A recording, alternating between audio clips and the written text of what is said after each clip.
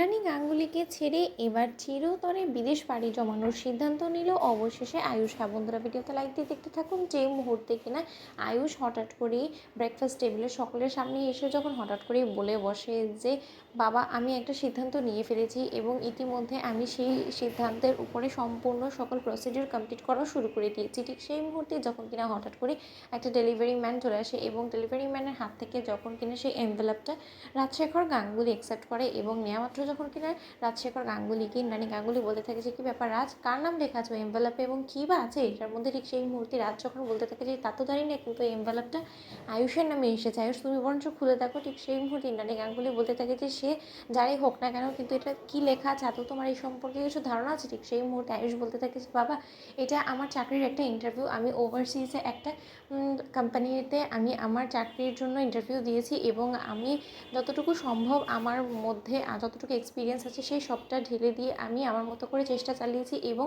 এই এনভেলপে সেটারই ফলাফল লেখা আছে এবং আমার দীর্ঘ বিশ্বাস যে হয়তোবা খুব শীঘ্রই আমার সেই চাকরিটাও হয়ে যাবে। অন্যদিকে এই কথা শোনা মাত্র ইন্দ্রাণী গাঙ্গুলি যখন চরম এক ধাক্কা খায় এবং ইন্দ্রাণী গাঙ্গুলি যখন টেবিলে ছেড়ে দাঁড়িয়ে যায় এবং বলতে থাকি যে হোয়াট, ঠিক সেই সময় আয়ুষ বলতে থাকে যে এতে করে মায়েরা তো অবাক হওয়ার কী আছে বাবা, আমি তো সেটাই বুঝতে পারছি না, কারণ মাই তো আমাকে রীতিমতো নিজের থেকে চিরকালের জন্য দূরে সরিয়ে দিয়েছে এবং আমি যতক্ষণ পর্যন্ত এই বাড়িতে উপস্থিত থাকবো ততক্ষণ পর্যন্ত মায়ের এরকমই অস্বস্তি কাজ করতে থাকবে এবং আমি মাকে কোনো পরিস্থিতির মধ্যে এরকম অস্বস্তির মধ্যে রেখে দিতে পারি না, কারণ আমি তো চোখের সামনে দেখছি যে মা কতটা কষ্ট পাচ্ছে এবং এই সকল যন্ত্রণা দুঃখ কষ্ট সব কিছু তো মাকে আমি দিয়েছি। তাহলে এর জন্য আমার মনে হয় যে সব থেকে বেটার এটাই হবে যে আমি চিরকালের জন্য এখান থেকে দূরে সরে যাই। অন্যদিকে যখন দেবলীনা এই কথাটাকে কটাক্ষ করে বলতে থাকে যে আয়ুষ তুমি বলে দিলে তো পারো যে তুমি পার্সোনালি একাই সেটেল হয়ে যেতে চাচ্ছ ও বাইরের দেশে, তুমি কোনো মতেই চাও না যে এখন আর তোমার এই ফ্যামিলি তোমার সঙ্গে থাকুক, তুমি এখন আলাদা থাকতে চাইছো, সেটা বললেই তো পারো।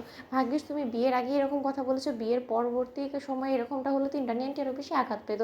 অন্যদিকে যখন ইন্দ্রাণী গাঙ্গুলি বলতে থাকে যে না দেবলীনা তোমার কোথাও একটা ভুল হচ্ছে, আয়ুষ এখানে থাকুক বা অন্য কোথাও চলে যাক, ওর ব্যক্তিগত জীবনে ও কী করলো না করলো তাতে আমার কোনো কিছু যায় আসে না। অন্যদিকে যখন রাজ বলতে থাকে যে আচ্ছা আয়ুষ তুমি এরকম এত বড় একটা সিদ্ধান্ত নেওয়ার আগে একবারও কি তুমি আমাদের সঙ্গে এই বিষয়ে সালামশরা করার কথা ভেবেছিলে নাকি তুমি একাই এখন এতটাই বড় হয়ে গেছো যে নিজে নিজে সব জীবনের সিদ্ধান্ত নিচ্ছ?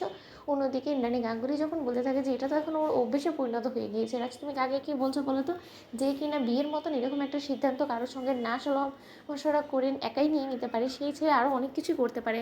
যত দিন গড়াবে ততই তুমি ওর কাণ্ড কারখানা দেখে অবাক হবে। রাজ এটার জন্য তুমি নিজেকে প্রস্তুত করো যেরকমটা আমি নিজেকে প্রস্তুত করে ফেলেছি। আমি তোমাকে বারবার করে বলেছিলাম না রাজ এই ছেলে একদিন আমাদের মুখ পোড়াবে।